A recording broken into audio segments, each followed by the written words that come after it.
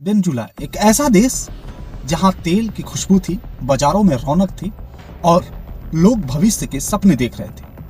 लेकिन वक्त बदला और धीरे धीरे वह देश डर, भूख और सत्ता की जकड़ में फंस गया। देश की कमान थी राष्ट्रपति निकोलस मादुरो के हाथ में। कहते हैं बात जब सत्ता लंबी हो जाए और कान बंद हो जाए और आंख पे पर्दा पड़ जाए तो मादुरो के साथ कुछ ऐसा ही हुआ। विरोध बहुत हुए, जनता सड़क पर उतर गई, आवाजें उठी, लड़ाइयां हुई, लेकिन जवाब में सिर्फ क्या मिला? लोगों को सिर्फ और सिर्फ सन्नाटा। और कहा गया कि अगर नहीं सुधरे तो इससे भी बुरा हाल तुम्हारे साथ हो सकता है। अब जरा बताइए उन लोगों का क्या इसमें कसूर है जब सरकार वहां की इस तरह की भाषा का प्रयोग करे। अचानक वो आया, अंधेरा छटा और फिर एक रात। जनवरी 2026, एक ऐसी 2026 की रात आई कि राष्ट्रपति को अकेले कमरे से उनके वाइफ को और उनको उठा के लेके जाए और फिर अंतर्राष्ट्रीय मीडिया में एक खबर गूंजी। मतलब सोशल मीडिया पे बवाल मच गया, हर तरफ ट्रेंडिंग। वेनेजुला में एक बड़ा ऑपरेशन, राष्ट्रपति मादुरो को पकड़ लिया गया। किसी ने इसे हिरासत में कहा तो किसी ने कहा किडनैप हुए हैं तो किसी ने कहा सत्ता पलट का एक पहला कदम है। काराकस के सड़कों पर सन्नाटा था, लेकिन दुनिया के न्यूज रूम में एक बवाल था, एक तूफान मचा था। एक ऐसा तूफान जो कुछ घंटों के लिए नहीं, कुछ दिनों के लिए, महीनों के लिए चुप होने वाला नाम नहीं था।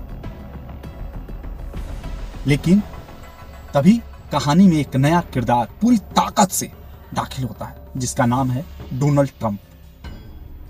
डोनाल्ड ट्रंप ऑफिशियल आते हैं, ट्विटर पे लाइव होते हैं, फेसबुक, इंस्टाग्राम पे और तमाम न्यूज में ये कहते हैं कि सिस्टम के साथ जो लड़ाई थी वो लड़ाई थी, लेकिन मुझे डर था इस बात को लेकर कि जो मादुरो थे वो ड्रग्स माफिया थे, आतंकी को पनाह देते थे और इसीलिए मैंने ऐसा कदम उठाया।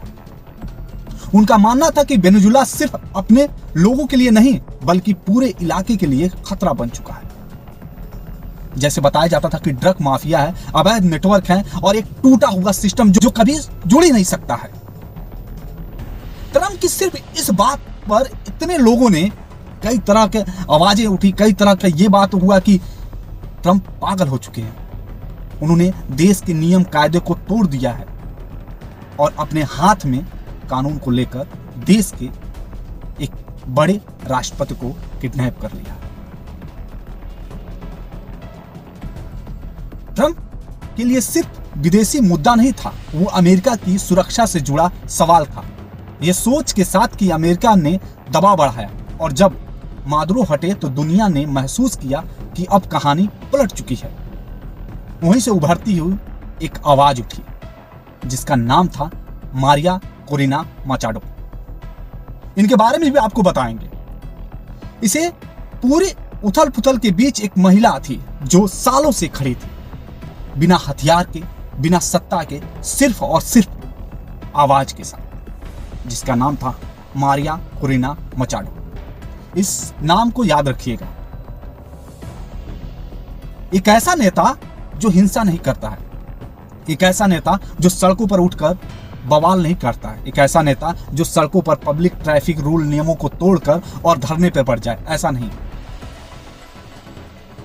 वो नेता थी पर सत्ता की नहीं, लड़ाकू की थी।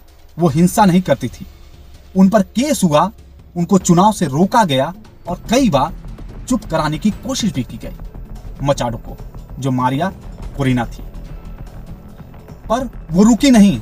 जब मादुरो को हटाने की खबर आई तो मारिया ने कहा यह जीत नहीं है, यह आजादी का पहला कदम है और ट्विटर उनका तेजी से वायरल होना शुरू हुआ। अब यह शुरुआत शुरू हुई है।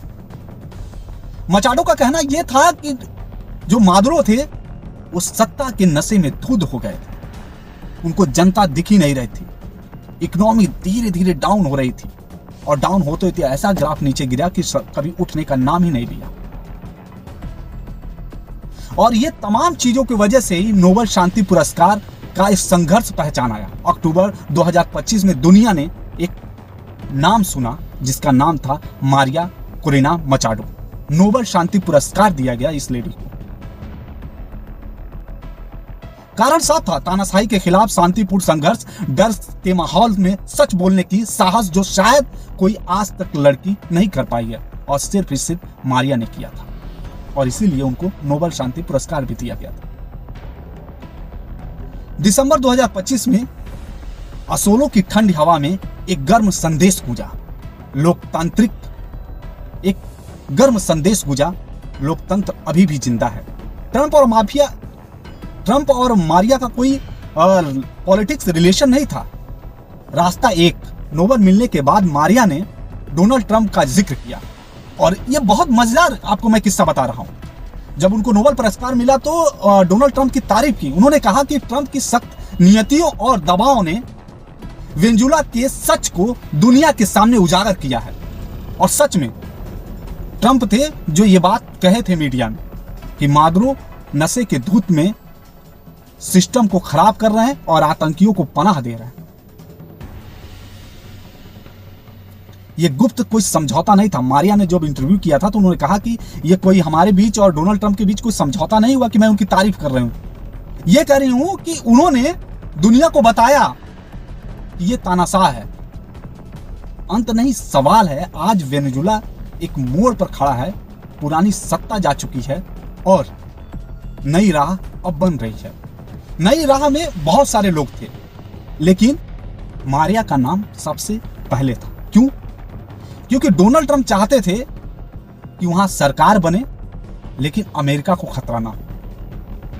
मारिया का काम था पहले आजादी फिर कुर्सी। ट्रंप कहते थे पहले स्थिरता फिर चुनाव। और जनता क्या चाहती है? जनता चाहती है कि इस बार कोई भी अगर सरकार, किसी की भी सरकार बने तो वो जनता के हक में बात। डर के बिना जीना एक हक है। मारिया कहते हैं कि डर के बिना जीना एक हक है। कहानी का सार टोटल यही मैं कह रहा हूं कि यह कहानी किसी एक नेता की नहीं है। यह कहानी है आज दबे और कुचले आवाजों की। बहुत सारे ऐसे आवाज हैं जो चुप हैं, बहुत सारे आवाज हैं जो उठते हैं और उनको दबाया जाता है।